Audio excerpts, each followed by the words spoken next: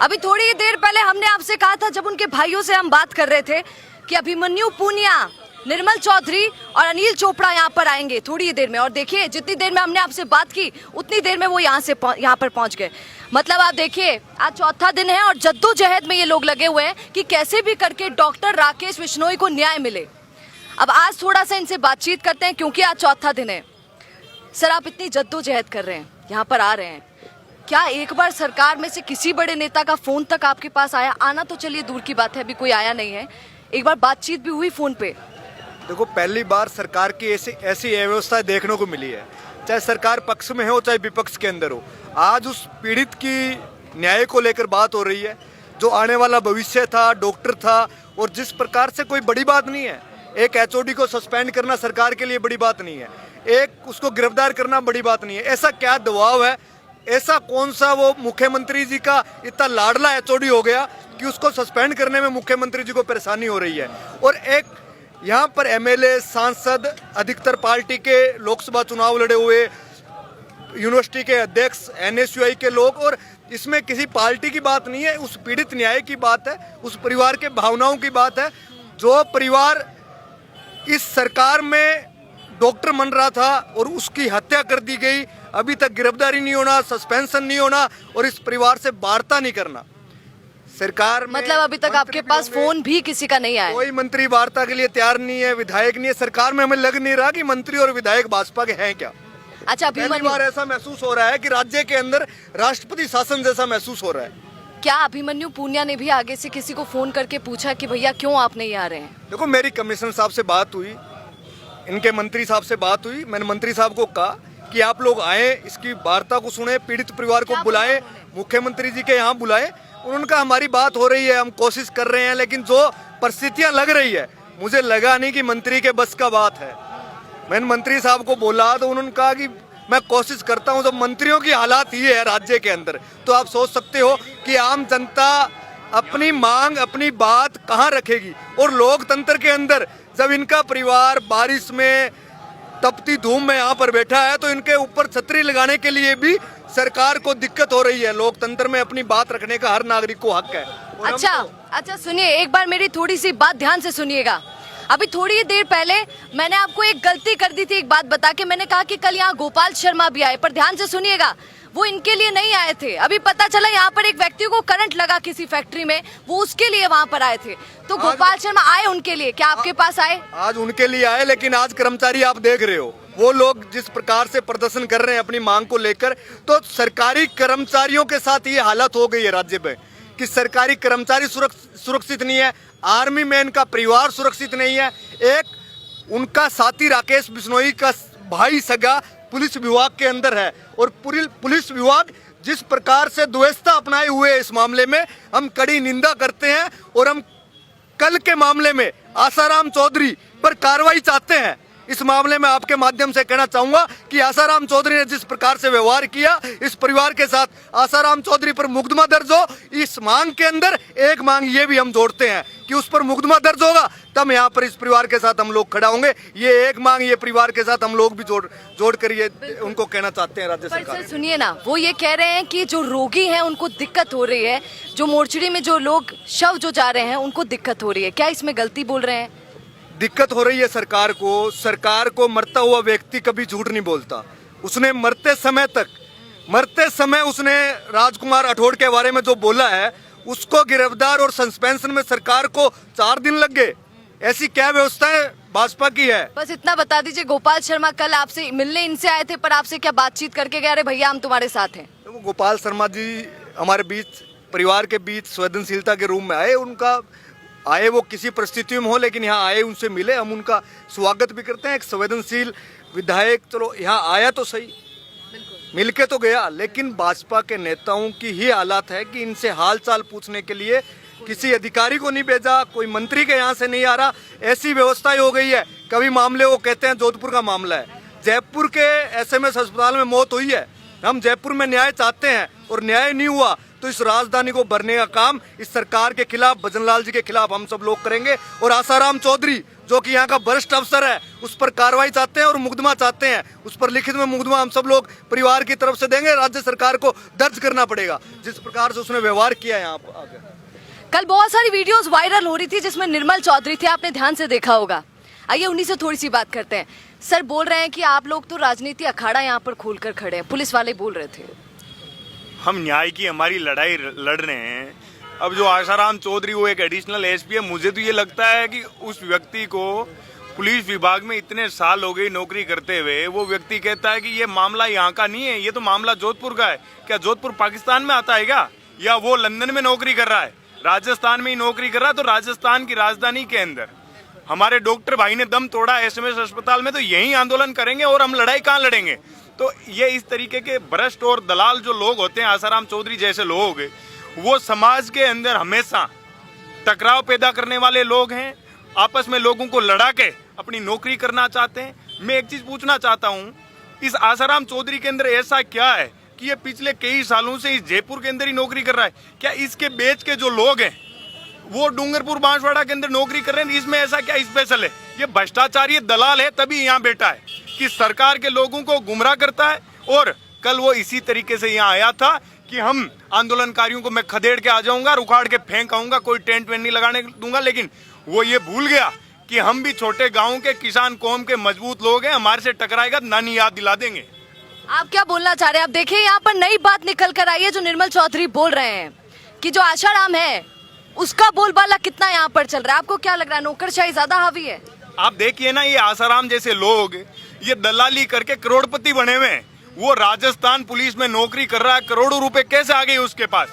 हम ये पूछना चाहते हैं, वो आके जवाब देना। ये क्या वो व्यक्तिगत, कल भी वो लोगों को फोन करके कह रहा था हम लोग सम्मान करते हैं, पूरी पुलिस का सम्मान करते हैं, और भी पुलिस वाले लोग यहाँ थे, हम सबका सम्मान और इज्जत करते हैं। क्या हम ये न्यायप्रिय लड़ाई लड़े नहीं? जब तक पीड़ित परिवार को न्याय नहीं मिलेगा हम लोग यहाँ लड़ाई मजबूती से लड़ेंगे। यहाँ एक राजस्थान की जो सबसे बड़ी पंचायत है विधानसभा, उसके सदस्य हैं अभिमन्यु पूनिया जी, जयपुर ग्रामीण से चुनाव लड़े हैं, कांग्रेस पार्टी से बड़े भाई अनिल चोपड़ा जी, हनुमान बेनीवाल जी, हम सब लोग मिलके यहाँ ये लड़ाई लड़ रहे हैं। क्या उस आसाराम चौधरी को हम लोग मूर्ख लगते हैं क्या? या उसके ये परिजन है, ये भी तो राजस्थान पुलिस के अंदर सेवाएं दे रहे हैं। एक जो उनका भाई है देश की सेवा करके आया, देश में फौज की नौकरी करके आया, अपने RSP का पेपर पास करके बाप और बेटे दोनों मेंस का एग्जाम देने वाले थे। ये आसाराम चौधरी जैसे लोग इन किसान परिवार के लोगों का भविष्य बर्बाद करने के लिए ये नौकरी करते हैं। अच्छा, राजकुमार राठौड़ जो HOD है वो इतना बड़ा आदमी तो नहीं है सर, तो एक बात बताइए क्यों सरकार दब रही है? क्या कारण हो सकता है? कोई बहुत बड़ा मसीहा थोड़ी है वो। आप देखिए ना, इसीलिए तो हम कह रहे हैं ये आसाराम चौधरी जैसे लोगों के खिलाफ मुकदमा दर्ज होना चाहिए और इन लोगों की जांच होनी चाहिए, ताकि इस तरीके राजकुमार राठौड़ जैसे अपराधी जो इन लोगों के छत्र छाया में बैठे और गुंडागर्दी कर रहे हैं, और हमारे जो किसान पीड़ित परिवार के जो लोग हैं उनके बच्चे जो हैं पढ़ लिख के बड़ी मेहनत से मुकाम हासिल करते हैं, उन लोगों का जीवन छीन लेते हैं। मैं ये सरकार से पूछना चाहता हूँ और आम लोगों को आपके माध्यम से, मीडिया के माध्यम से मैं बताना चाहता हूँ कि इस तरीके का ये आम जनता कब तक अत्याचार और अन्याय सहन करेगी? हम लोगों का तो खून इतना ठंडा नहीं है, हमारे से कोई टकराएगा तो हम जवाब देना भी तरीके से जानते हैं। हमारे केस मुकदमे क्या हो गया? किस चीज का? कोई मैं अपराधी हूँ? कोई चोरी चकारी कर ली क्या? किस चीज का मुकदमा? कोई हत्या थोड़ी करके आएगी। हम तो हत्यारे के खिलाफ लड़ाई लड़ रहे हैं और सरकार समाधान करने के बावजूद हमारे ऊपर ही मुकदमे लगा रही है। अच्छा, निर्मल चौधरी जी से मेरा एक छोटा सा सवाल है, क्योंकि सर कल आपका ट्विटर पर बड़ा ट्रेंड कर रहा था वो वीडियो, लोग कमेंट कर रहे थे, वो कमेंट मैं आपसे पूछ लेती हूँ, न जाने आपने देखा है। आप जिनको अपना आइडल मानते हैं सचिन पायलट, वो खुद एक बात बोलते हैं, ध्यान से सुनिएगा। वो बोलते हैं कि सर पे हो बर्फ और मुंह में हो मिठास, है ना, ये जरूरी है आदमी के लिए। पर हम देखते हैं निर्मल चौधरी जी हमेशा थोड़े से गर्म रहते हैं। देखो पायलट साहब, हमें एक चीज ये भी सिखाते हैं कि प्यार प्रेम से कोई नहीं माने या नहीं समझे तो अगले से फिर आंख में आंख डाल के टकराना कैसे चाहिए, क्योंकि सत्य कभी झुकता नहीं, हारता नहीं है। ये बात भी सब लोगों को पता है। आप एक चीज मुझे बताइए, हम लोग बारिश में इतने दिनों से यहाँ बैठे थे, इनके परिजन किस हालात में भीग रहे थे? पूरा गांव मातम मना रहा है। सरकार इतने दिन आई क्यों नहीं सुनने के लिए? सरकार के लोग तो खुद चाहते हैं कि जब तक कोई मजबूती से लड़ाई नहीं लड़ेगा तब तक वो ऐसे ही क्रूरता करते रहेंगे। और कल देखिए ना आप, क्रूरता तो इसे कहते हैं कि टेंट हटा दिया गया और बारिश में इनको भीगने के लिए छोड़ दिया गया। सर अभी तक तो हमने देख लिया, चौथा दिन हो गया है, क्या बड़ा एक्शन लेंगे अगर सरकार नहीं मानती है? देखिए, आज धरने का 5वां दिन है, हम सब लोग यहाँ पर मौजूद हैं। अगर सरकार आज वार्ता नहीं करती है तो हम वार्ता करके आगे का हमारा क्या रुख होगा वो हम अपनाएंगे। इस आंदोलन को उग्र करने का प्रयास करेंगे। उसके लिए चाहे सड़कें जाम करनी पड़े, चाहे मुख्यमंत्री का घेराव करना पड़े, हम करेंगे। निश्चित रूप से हमारे भाई को न्याय देंगे, पीछे नहीं हटेंगे। आज आप देख रहे हो प्रदेश के कोने कोने से नौजवान साथी, बुजुर्ग, 36 कौम के लोग इस धरने के अंदर पहुंच रहे हैं, पूरे राजस्थान भर से। शाम तक आप देखोगे इस धरने के अंदर ये एक जन आंदोलन का रूप ये धरने ले लेगा और सरकार को झुकना पड़ेगा। लेकिन अगर इस धरना उग्रता की ओर जाएगा तो उसका जवाब सरकार को देना पड़ेगा। योगेंद्र, एक बार आपसे रिक्वेस्ट, एक बार ये जो दिखा रहे हैं, ये बता रहे हैं, सच में इतने लोग हैं, एक बार दिखा दीजिए क्योंकि यकीन हो जाए दर्शकों को। अच्छा सर, एक बात बताइए, सरकार क्यों आपको जवाब नहीं दे रही है? इसका एक सही जवाब आप दीजिए। मैं सबसे ये पूछ रही हूँ, क्या रीजन है, क्यों नहीं आ पा रही है? देखिए, चाहे प्रदेश में हो चाहे देश में हो, सरकार नौजवानों के भरोसे प्रदेश में और देश के अंदर चुनकर आई थी। उन्होंने नौजवानों से बड़े बड़े वादे किए थे, आपको नौकरियां देंगे, आपको हम विश्वविद्यालय के अंदर सीटें देंगे। लेकिन आज विश्वविद्यालय आप जहां इस धरने पे मौजूद है, यहाँ से आधे किलोमीटर दूर पे शहीद स्मारक पे एसआई भर्ती का धरना चल रहा है, विश्वविद्यालय के अंदर आरएस का धरना चल रहा है। लेकिन सरकार एक भी वर्ग को खुश नहीं कर पा रही। तो आप सोच सकते हो कि प्रदेश का नौजवान इस सरकार से 1.5 साल में त्रस्त हो गया। कैसे आप 5 साल चलाओगे? अगर इन नौजवानों को, अगर आप इनका काम नहीं करोगे तो ये नौजवान सड़कों पे निकलेंगे और एक जन आंदोलन के रूप में आपकी सरकार को उखाड़ फेंकने का काम करेंगे। बिल्कुल। और आपने सरकार की बात कर दी, एक क्वेश्चन मेरे दिमाग में आ गया। आप बताइए, सरकार इन दिनों हर चीज के लिए, चाहे वो एसआई हो, चाहे आरएस हो, चाहे कोई भी हो, फर्स्ट ग्रेड हो, हमेशा मदन राठौड़ को आगे कर देती है, पर आपके लिए तो उनको भी आगे नहीं किया है। देखिए, मदन राठौड़ जी ने विश्वविद्यालय के अंदर आरएस मेंस वाले विद्यार्थियों से कहा कि आपकी हम इस तिथि को बढ़ा देंगे। एक प्रदेश का मुखिया जिसकी सरकार प्रदेश के अंदर है, उसकी बात अगर सरकार नहीं रखती है उनके नुमाइंदे की, और वो युवाओं से झूठा वादा करते हैं, इससे बड़ी शर्म की बात इस सरकार के लिए हो नहीं सकती। हम निंदा करते हैं और मैं तो अति शीघ्र चाहूँगा कि प्रदेश के मुखिया इस आंदोलन का संज्ञान ले और इस परिवार को न्याय देने का काम करे, नहीं तो ये आंदोलन उग्रता के रूप में आगे बढ़ने का काम करेगा। अच्छा, मेरा आपसे एक अंतिम सवाल है, एक बात बताइए, ये कोई आम बात नहीं है जो डॉक्टर राकेश बिश्नोई के साथ हुआ। ये पहले व्यक्ति नहीं है, ऐसा कितने हॉस्पिटल में, और आज बोल रहे हैं आपको कि जयपुर में एसएमएस के बाहर क्यों बैठे हो भैया, ये तो जोधपुर का मामला है। क्या एसएमएस में ऐसा नहीं होता होगा कि एचओडी ऐसे जूनियर्स को परेशान करते हो? ये तो हर जगह होता है। देखिए, आपको मैं मीडिया के माध्यम से बताऊं कि जब भाई राकेश ने जोधपुर के अंदर सल्फाज की गोलियां खाई, उसके बाद उसे जयपुर रेफर किया। 8 घंटे से ज़्यादा उसको यहाँ आने में लगे।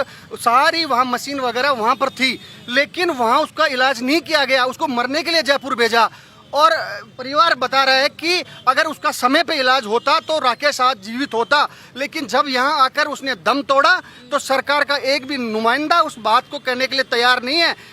परिवार तो न्याय मांगेगा, मोर्चरी के बाहर बैठे हमारा भाई, पिछले 5 दिन से उसकी आत्मा तड़प रही है न्याय के लिए, लेकिन इस सरकार का दिल बिल्कुल नहीं पसीज रहा और 5 दिन के बाद भी इस परिवार को न्याय नहीं मिल रहा। कितनी बड़ी शर्म की बात है, डूब मरना चाहिए इस सरकार को। अगर आप किसी व्यक्ति को न्याय नहीं दे सके तो आप उस पद पे रहने का आपका कोई हक नहीं है।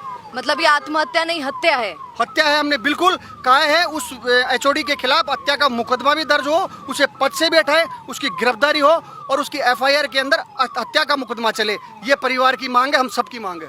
बिल्कुल, आप सभी ने सुन लिया है ध्यान से, और यकीन मानिए जैसे कि बोल रहे हैं अनिल चोपड़ा भी कि आज ये उग्र हो जाएगा, ये आंदोलन जो ये धरने पर बैठे हुए हैं, और आपको एक बड़ा रूप यहाँ पर देखने को मिलेगा। और योगेंद्र, एक बार कैमरा बंद मत कीजिएगा क्योंकि एक चीज मैं दिखाना चाहती हूँ, एक बार दिखाइए योगेंद्र। ये धरना जैसा भी हो, पर ये बात सच है कि ज्यादा दिन ना चले और आज जो भी हो सरकार भी आज सुन ले उनकी डिमांड और उनकी सारी बातें, क्योंकि आप देख सकते हैं कि कितनी दिक्कत यहाँ पर हो रही है आने जाने वालों को भी, और जो शव यहाँ पर जा रहे हैं उन शवों को भी। इसलिए पुलिस का ये कहना यहाँ पर ठीक है कि हाँ दिक्कत तो यहाँ पर हो रही है, पर आज सरकार को ये बात सुन लेनी चाहिए। और देखते हैं कि आज ये उग्र आंदोलन होकर क्या दे पाता है, क्या डॉक्टर राकेश बिश्नोई को न्याय मिल पाता है या फिर नहीं। पर आप ऐसे ही बने रहिए द फैक्ट इंडिया के साथ, क्योंकि याद रखिए ये फैक्ट्स पर बात करता है। नमस्कार।